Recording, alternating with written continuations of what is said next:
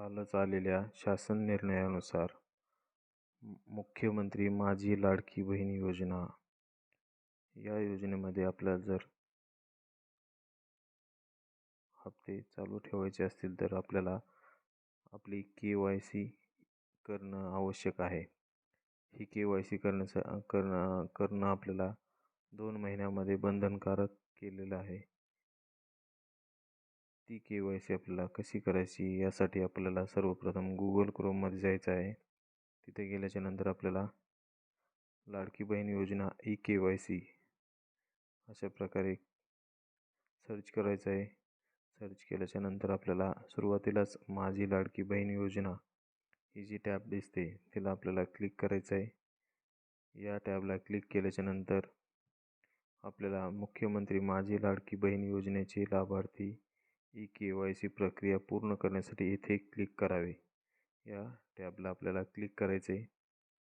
येथे क्लिक केल्याच्या नंतर आपल्याला आपला जो आधार क्रमांक आहे तो आधार क्रमांक येथे टाकायचा आहे.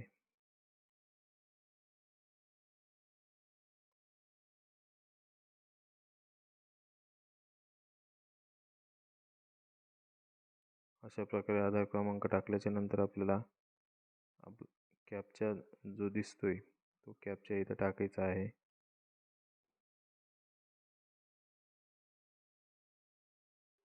अशा प्रकारे आपण आपला कॅप्चा इथे टाकू शकतो.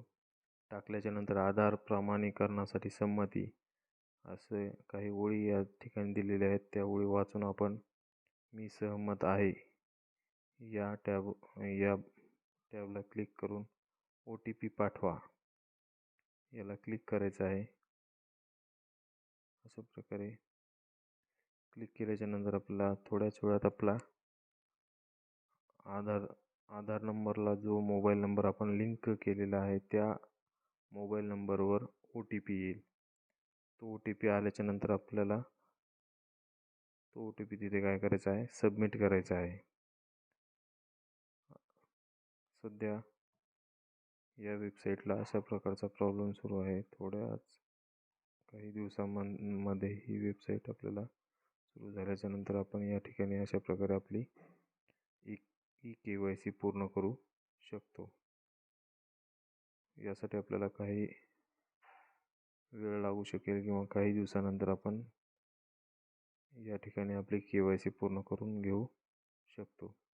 या वेबसाईटची लिंक माझ्या डिस्क्रिप्शनमध्ये दिलेली आहे. या ठिकाणी आपण क्लिक करून ही वेबसाईट ओपन करू शकता.